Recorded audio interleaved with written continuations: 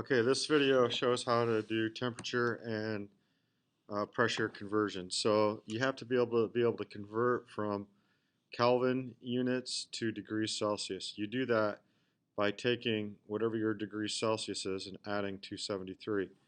So here we have a question that says 23 degrees Celsius equals how many Kelvins? So you would just, to do this problem, you would just say, okay, Kelvins equals the degrees Celsius, so you'd go 23 degrees Celsius. You would add 273, and if you do that, that equals 296 kelvins. Okay, now you got to also be able to go backwards. So if you're given the kelvins, you have to get degrees Celsius. So you could just plug it into the equation. 297 kelvins is equal to degrees Celsius plus 273. Subtract 273 from both sides, minus 273, minus 273, and you end up getting, for degrees Celsius, that equals, let's see here, 24 degrees Celsius. So 24 degrees Celsius.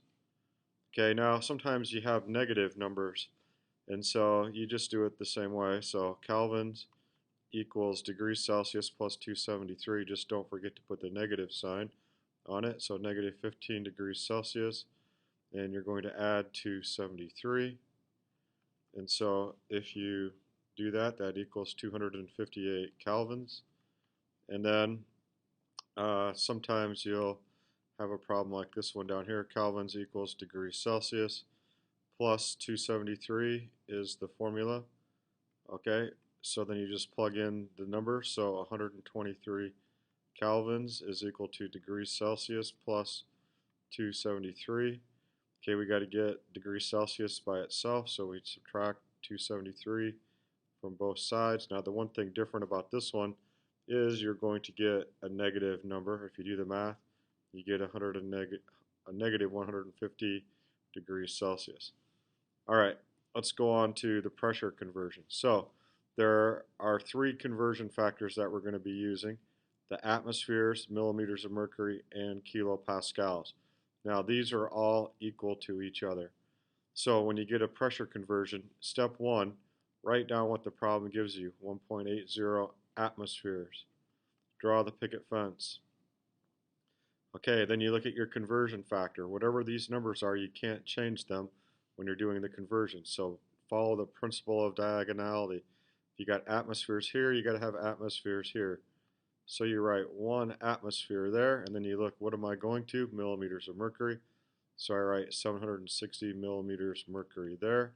So I take 1.80 times 760 divided by 1, and that's going to equal 1368 millimeters mercury. Okay, let's try this one. Step one, write down what the problem gives you: 764 millimeters mercury.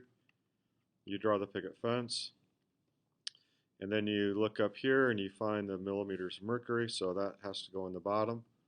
760 millimeters mercury.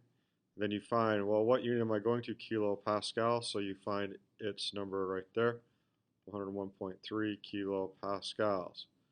Okay, this one's 764 times 101.3, divide by 760, that equals 102 kilopascals. Okay, here's another one. Write down what the problem gives you: 0.84 atmospheres. You draw the picket fence. You look at the conversion factors. Follow the principle of diagonality. 1 atmosphere goes there. And then you're trying to change to kilopascals, so you look up here and find that. So it's 101.3 kilopascals. And so you take 0.84 times 101.3 divided by 1.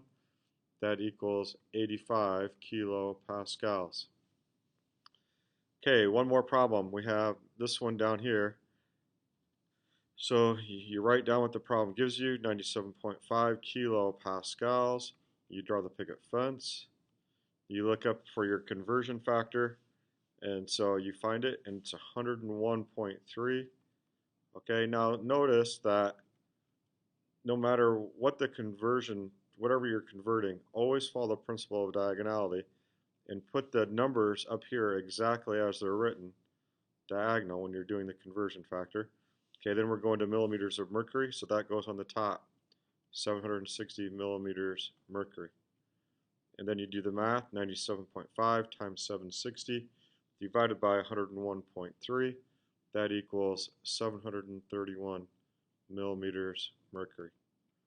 Okay, that's it for this video.